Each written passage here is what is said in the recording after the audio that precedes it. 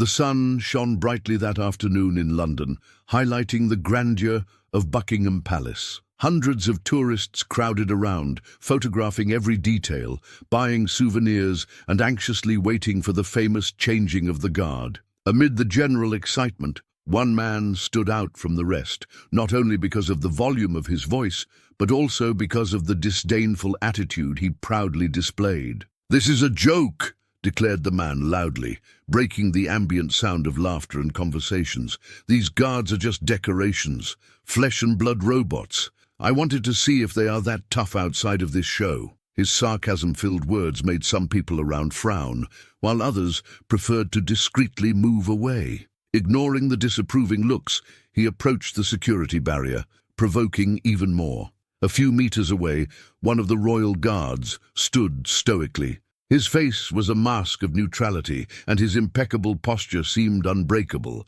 Training and discipline had molded every fiber of his being to withstand taunts like this. But the man, insistent, continued, "What about you, huh?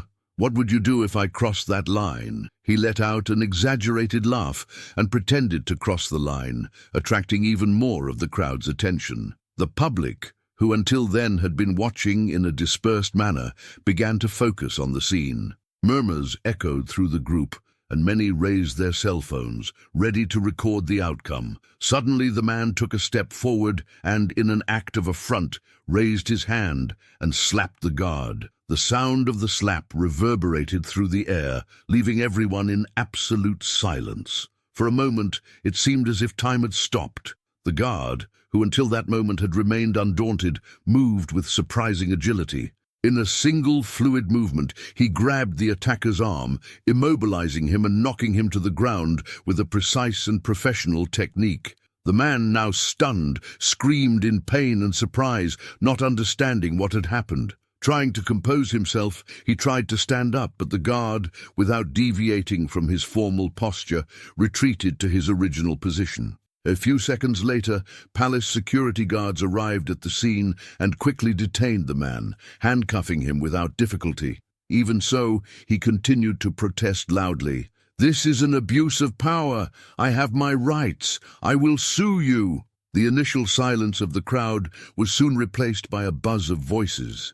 Some people discreetly applauded the guard's reaction, while others remained stunned by the tourist's audacity. On all sides, cell phones recorded every detail of what happened, ensuring that the moment would not be forgotten.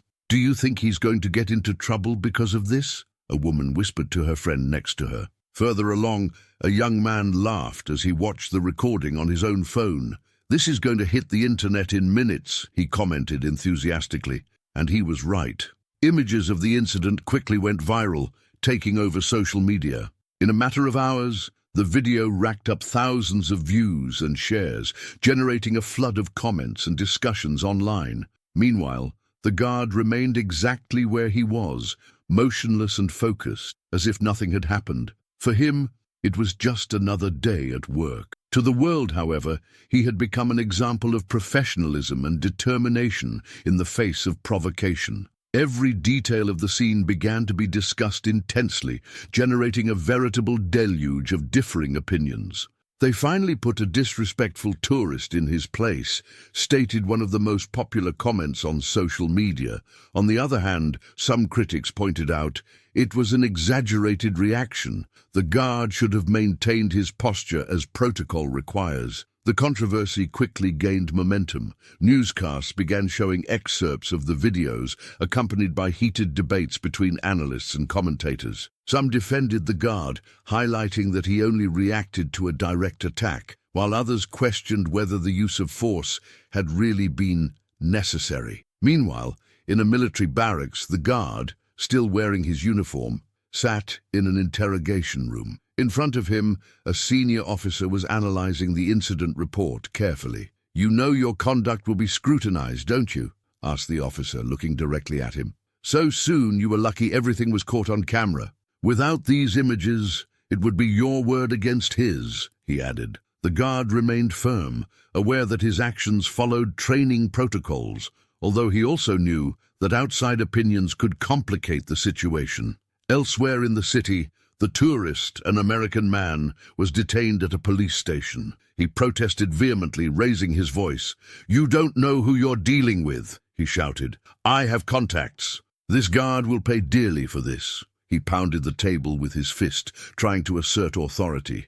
As he made his threats, information about his identity emerged. An investigative website revealed that he was Austin Turner, an American tycoon known both for his fortune and his problematic behavior during international trips. Quickly, other episodes came to light: arguments with hotel employees, insults to tour guides, and several accusations of disrespectful behavior. Despite this, Austin remained impassive. For him, it was all just a small misunderstanding that could be easily resolved with money and influence. However, the power of social media was turning his attempt to control the narrative into a public disaster of unexpected proportions. The next day, newspaper headlines and online debates reached a new height. If the video of the attack and the guard's reaction had already captured the public's attention, now new layers of the story were emerging. A journalist published an article revealing details of Austin Turner's background. In addition to being an influential businessman in the real estate sector, he also accumulated a list of controversial incidents during his travels. In Thailand, for example, he made racist insults against a taxi driver. In Morocco, he went on a rampage against restaurant staff. These reports shed new light on his reputation, transforming him from an apparent victim to a target of fierce criticism. Meanwhile, attention also turned to the Royal Guard, whose identity was revealed: Edward Bennett. The son of Caribbean immigrants, Edward grew up in a disadvantaged area of London, where he often faced prejudice. Despite the adversities, he stood out for his academic performance and decided to pursue a military career, participating in international missions before becoming a member of the Royal Guard. A local documentary filmmaker posted an old photo of Edward on Twitter, showing him smiling at a community event where he was teaching martial arts to children. The caption said, "The Guard became a hero, an example of discipline and resilience." The post quickly went viral, and Edward's story gained public sympathy. However, the case was far from resolved. During a press conference, Austin Turner's lawyer attempted to mitigate the damage by declaring that his client was a man of principle who had been unfairly provoked. However, this narrative began to crumble when a new video surfaced.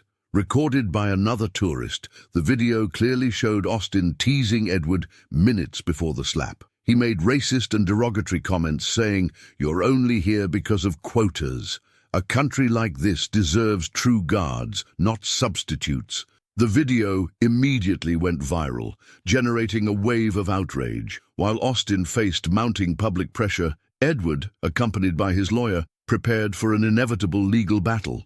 Even with the new evidence in his favor, Edward knew he would face challenges greater than the trial itself. He was up against a system that often favors the powerful and marginalizes those who dare to respond to injustice. Amid the turmoil, anti-racist organizations mobilized in support of Edward. Symbolic protests took place in front of Buckingham Palace, with signs saying "Justice for Edward" and "No to institutional racism." Meanwhile, Austin felt the noose closing in tighter and tighter. For Edward, this was not just an isolated case, but the beginning of a fight he did not choose, but was determined to win. On the day of the first hearing, the courtroom was packed.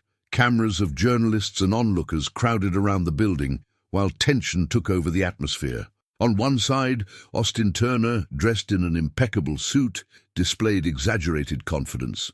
On the other, Edward Bennett, in formal dress and dignified posture, remained calm, as if prepared for any eventuality. Austin's lawyer began his argument by presenting his client as the victim of a disproportionate reaction on Edward's part. "My client, a respected businessman, was physically attacked by someone who should have demonstrated patience and professionalism," said the lawyer, seeking to win the judge's sympathy. Edward remained impassive, but the slight twitch of his jaw revealed his restrained reaction. He clearly watched Austin's manipulation of the narrative take shape before his eyes. Edward Bennett's lawyer, with strategic calm, went on to suggest that Austin Turner could have handled the situation more measuredly, characterizing his reaction as an example of excessive force. His words were carefully chosen, trying to soften the aggressiveness of the act. But soon, Austin's lawyer stood up. He appeared to be ready to defend his client, but rather than starting with a direct attack, he adopted a more solemn tone and argued that Edward Bennett's behavior was not just a verbal provocation, but also a series of racist attitudes which culminated in an inevitable confrontation. He spoke confidently. Mr. Austin Turner was verbally attacked, insulted for no reason, and even explicitly provoked by my client. Edward's lawyer then presented the video that was circulating on the internet, showing the exact moment of the slap, the aggression in its rawest form, and shortly thereafter, a video from before the incident, in which Austin was heard making comments that sounded, at the very least, questionable. The room, which until then had been tensely silent, was now filled with murmurs and furtive glances. Austin's mask of confidence began to crack. His shoulders tensed, and his gaze, which had once been assured, now seemed to waver. The judge, until then unperturbed, narrowed his eyes and made a slight movement of his head, signaling that he was absorbing every detail. Austin, now slightly pale in the face, asked to be heard. He stood up from the chair with a rigid posture, but his steps faltered. His voice, which had previously sounded firm, was now tinged with nervousness and anger. "I am an honest man. I've always been treated with respect, and now I'm treated like a criminal." He tried to argue about the security guard's aggressive stance, but his own arguments, devoid of consistent evidence, seemed to lose strength with each word that came out of his mouth. That's when Edward's lawyer delivered the final blow. In an almost theatrical manner, he called a surprise witness, a tourist who was present at the scene and had filmed part of the incident. The room fell into absolute silence as the tourist took the witness stand. He described the moment in vivid detail. "Austin wasn't there by chance," he said, looking directly at the courtroom. "He was clearly trying to provoke a reaction from Edward. He approached in a threatening manner. I saw the gestures, the words. He wanted to push Edward to the limit." The tourist's words fell like a bomb. Austin's face contorted, and sweat began to form on his forehead. Edward's lawyer, seeing the impact of the words, did not miss the opportunity, and concluded his argument in a powerful way. What is at stake here is not just one man's reaction, but the reflection of a society where abuse of power is normalized. Austin Turner's behavior is not isolated. It is a reflection of decades of privilege and a system that allows those with power to feel above the law. Edward, sitting silently, felt a weight lift from his shoulders. He was no longer just a royal guard. He was now a symbol of resistance, of justice. The judge, with an impassive expression, announced that the trial would be postponed until a new session. But deep down, everyone knew the tide was already against Austin. What had once seemed like a solid defense was now crumbling in the face of irrefutable evidence. Outside the courtroom, the battle continued, but now it was no longer between lawyers. The war was being fought in public opinion. Edward Bennett, the man who faced Austin Turner, became a symbol of courage and honor. His story, told and retold in every corner of the city, touched people's hearts. Meanwhile, Austin's figure became increasingly gloomy. Reports began to emerge of his arrogant and aggressive behavior during his travels. Former hotel employees and tour guides began reporting episodes of abuse and prejudice. "He never respected anyone beneath him," said a former associate, revealing Austin's fiery temper. "He always thought he was above everyone." At the same time, Edward saw his image grow. A photo taken during a military mission years earlier was circulating everywhere. In the image, he carried an injured child in a refugee camp. He was the image of a hero, of someone who, even in the face of adversity, always remained firm and willing to help. The title of one article read, "This is the man who stood up to Austin Turner," highlighting his courage, his discipline, and most of all, his selflessness. Despite growing support, Edward Bennett knew that the key to winning this battle lay in silence. His lawyers advised him not to speak out, and he followed that advice to the letter, understanding that any careless word could be used against him. However, his unshakable stance, his serenity and dignity in the face of the chaos around him, ended up becoming his greatest strength. He became a symbol of resistance, and his image as a calm and determined man touched many hearts.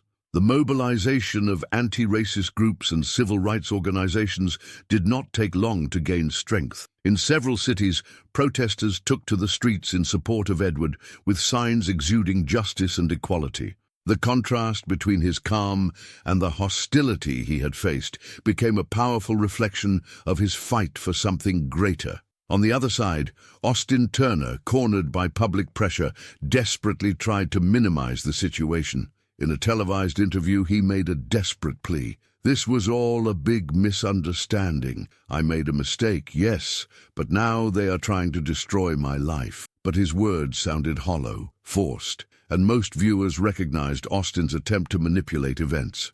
The real turning point against Austin came when a group of independent journalists produced a shocking documentary, full of evidence that corroborated the accusations against him. The film not only brought the slap to light, but also unearthed Austin's controversial history, highlighting his arrogant and insensitive behaviors over the years. Testimony from former employees and acquaintances revealed a pattern of abuse and bias that Austin had tried to hide. Edward, in turn, was portrayed not just as a man who responded to personal aggression, but as someone who challenged a larger system of privilege and discrimination. The documentary was a watershed. It spread quickly and increased polarization around the case. Edward Bennett became an icon, not just for his attitude towards the attack, but for the way his story resonated with those who felt marginalized and silenced. Meanwhile, Austin Turner faced a growing wave of isolation. With each new statement, each new revelation, his image crumbled more and more. Public opinion seemed to have taken sides. But the fight was not yet decided. The court was preparing for the final judgment. On the day of the verdict, the tension was palpable. The courtroom was packed. The sound of cameras, the murmur of the crowd, and the hum of conversations were almost deafening. Edward entered the courtroom with his posture straight, his shoulders relaxed, but the determination in his eyes even more visible. He was accompanied by his lawyer, and his presence was like a beacon of calm in the midst of the storm. Austin, on the other hand, looked smaller than before. The man who once walked with the confidence of a powerful man now seemed cornered, his hands sweaty and his gaze suspicious. Austin's lawyer opened his defense, trying to create a narrative that his client had been the victim of a disproportionate backlash. "My client was the target of an inappropriate attack, especially considering the training and responsibility of a royal guard. He was not prepared for this violence." However, Edward's defense was relentless. Edward's lawyer not only presented videos of the incident, but also highlighted Austin's provocative actions before the hit. He explained precisely how Austin had behaved deliberately, seeking a reaction from Edward and then taking advantage of the situation. The courtroom was completely silent as the videos were shown, now accompanied by clear explanations of Austin's intentions. But the big turning point came when Edward's lawyer called a surprise witness. An expert in human behavior who analyzed Austin's actions pointed out a clear pattern: insults, provocations, and intentional disrespect. He explained how Austin's behavior fit neatly into a series of actions calculated to generate a violent response. Austin, visibly uncomfortable, was called to the stand again. He tried to justify himself. "I just wanted to interact with the guard. I was treated like a criminal when I was just trying to talk." But his words once again sounded weak. He looked like a puppet whose strings were being pulled by a scenario he could no longer control. The legal battle was not yet resolved, but everyone in the court knew that the balance of power had changed drastically. Edward Bennett, the man who once seemed the target of injustice, now stood as a moral giant. His calm posture, his silent resistance, had won the public's sympathy and weakened the position of Austin, who, try as he might, could not escape the weight of his actions. The human behavior expert presented a detailed portrait of Austin Turner's attitudes. He detailed how the insults, disrespectful stance, and deliberately provocative actions followed a recurring pattern, indicating that the incident was not a fluke. When called to testify, Austin tried to defend his position. "I just wanted to interact with the guard, but I was treated like a criminal," he declared in a voice that mixed anger and self-pity. He continued, "I didn't deserve to be humiliated like that." However, his words rang hollow when Edward Bennett's lawyer revealed records showing similar episodes in other countries. The audience fell silent as a video recorded by a tourist was shown. In it, Austin was seen whispering to a companion moments before the confrontation, "I'm going to test this guard. Let's see what he does." The murmur that spread throughout the room demonstrated the impact of the revelation. It was undeniable that the provocation had been planned. After days of intense arguments, the court reached the decisive moment. The judge, with a stern expression, delivered the verdict. Austin Turner was found guilty of assault and defamation, while Edward Bennett was acquitted of all charges, having been recognized as someone who acted in self-defense. A sigh of relief passed through the room, followed by restrained applause. Austin left the courtroom with his head bowed, aware that his once untouchable reputation was now in ruins. Outside, a silent crowd applauded Edward, showing respect for his firm and dignified stance throughout the trial. The repercussion of the verdict was monumental. Austin faced a precipitous fall. Major companies cut business ties with him, while his public image crumbled under the weight of evidence and public opinion. His attempts to appeal the decision were met with disdain, further cementing his disgrace. On the other hand, Edward refused the glamour that could have come with his victory. Despite invitations for interviews, documentaries, and events, he chose to remain focused on his professional and personal mission. For him, the case was not just an individual issue, but a small victory in a much larger fight against racism and abuse of power. Civil rights organizations used the case as a catalyst to discuss broader issues. Educational campaigns and peaceful protests emerged across the country, with messages such as "reacting is not a crime" and "justice is for everyone" displayed on posters. Edward's resistance became a symbol of dignity and courage. Months later, Edward was promoted to a prestigious position within the Royal Guard. The promotion ceremony, low-key but deeply meaningful, represented a milestone, not just for him, but for all those fighting similar injustices. As he looked up at the tourists present, Edward noticed something different: genuine respect. Edward knew his victory was bigger than himself. He had faced more than just one man. He had challenged an entire system that perpetuated inequalities and prejudices. With his head held high and a renewed sense of purpose, Edward continued on his journey, determined to use his experience to inspire lasting change. This story is not just about justice or resilience, but about the strength that lies in dignity and quiet courage. Edward Bennett became a force for transformation, and the world was finally starting to listen. If you liked this story, don't forget to like and subscribe to the channel. Here, you will find exciting stories every day made to touch your heart, and I'm sure that the story that's appearing on the screen now will move you too. Don't miss it.